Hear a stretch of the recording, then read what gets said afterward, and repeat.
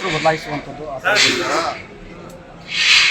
ನಾವೆಲ್ಲ ಬೆಂಗಳೂರು ಜಿಲ್ಲೆಯವರು, ಬೆಂಗಳೂರು ನಗರ ಇಂದ ಹಿಡಿದು ದೊಡ್ಡಬಳ್ಳಾಪುರ, ದೇವನಹಳ್ಳಿ, ಹೊಸಕೋಟೆ, ರಾಮನಗರ, ಚನ್ನಪಟ್ಟಣ, ಕನಕಪುರ, ಮಾಗಡಿ ಎಲ್ಲ ಬೆಂಗಳೂರು ಜಿಲ್ಲೆಯವರು.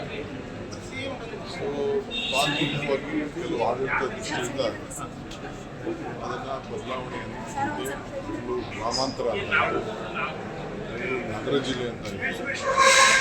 ಸೊ ಆಮೇಲೆ ಒಂದು ಭಾಗನ ತೆಗೆದುಕೊಂಡು ರಾಮನಗರ ಜಿಲ್ಲೆ ಅಂತ.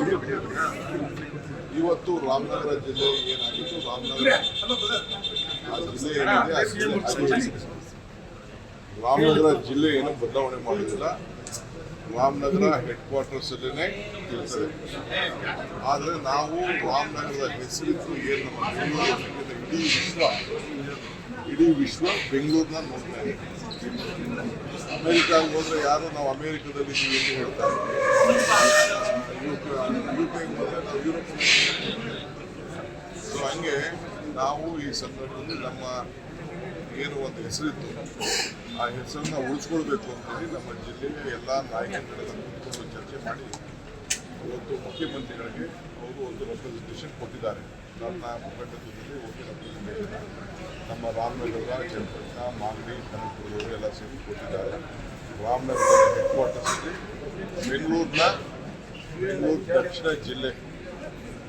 ದಕ್ಷಿಣ ಜಿಲ್ಲೆಗೆ ಮಾಡಬೇಕು ಅಂತ ಹೇಳಿದ್ದಾರೆ. ಯಾಕೆಂದರೆ ಮುಂದಕ್ಕೆ ಬೆಂಗಳೂರು ದಕ್ಷಿಣ ಜಿಲ್ಲೆ ಅಂತ ಅದು ಬೆಳೆದ್ರೆ ಮುಂದಕ್ಕೆ ಅದು ಮಾಗಡಿಗೆ, ಚನ್ನಪಟ್ಟಣಕ್ಕೆ, ರಾಮನಗರಕ್ಕೆ, ಕನಕಪುರಕ್ಕೆಲ್ಲ ಅನುಕೂಲ ಆಗ್ತದೆ. ಆಮೇಲೆ ಮುಂದಕ್ಕೆ ಮೈಸೂರವರೆಗೂ ಕೂಡ ಬೆಳೀಲಿಕ್ಕೆ ಬೇಕಾದಷ್ಟು ಇಂಡಸ್ಟ್ರೀಸು, ಅಭಿವೃದ್ಧಿ, ಅವರ ಆಸ್ತಿ ಮೌಲ್ಯಗಳೆಲ್ಲ ಜಾಸ್ತಿ ಆಗಲಿಕ್ಕೆ ಎಲ್ಲ ಅನುಕೂಲ ಆಗ್ತದೆ.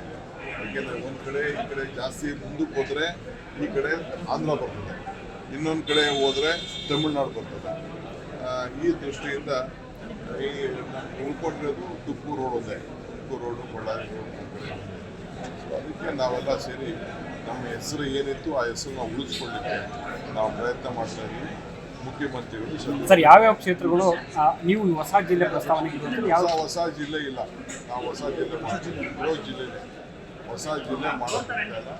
ಇರೋ ಜಿಲ್ಲೆನೇ ನಾವು ರಾಮನಗರ, ಚನ್ನಪಟ್ಟಣ, ಕನಕಪುರ, ಮಾಗಡಿ, ಹಾರೋಹಳ್ಳಿ ಈಗಿರೋಂಥ 5 ತಾಲೂಕುಗಳು ಇದು ಬೆಂಗಳೂರು ದಕ್ಷಿಣ ಜಿಲ್ಲೆ ಮಾಡಬೇಕು ಅಂತೇಳಿ ನಾವು ನಮ್ಮ ಎಲ್ಲ ನಾಯಕರಿಗೆ ಪ್ರಸ್ತಾವನೆ ಕೊಟ್ಟಿದ್ದೀವಿ. ಸರ್ ಏರ್ಪೋರ್ಟ್ ವಿಚಾರದಲ್ಲಿ ಚರ್ಚೆ ಆಗ್ತಿದೆ, ಅದು ರಾಮನಗರ ಭಾಗದಲ್ಲಿ ಅನ್ನುವಂಥದ್ದು ಮತ್ತು ತುಮಕೂರು ಭಾಗ ಅನ್ನುವಂಥದ್ದು. ನಾನು ಅದಕ್ಕೆ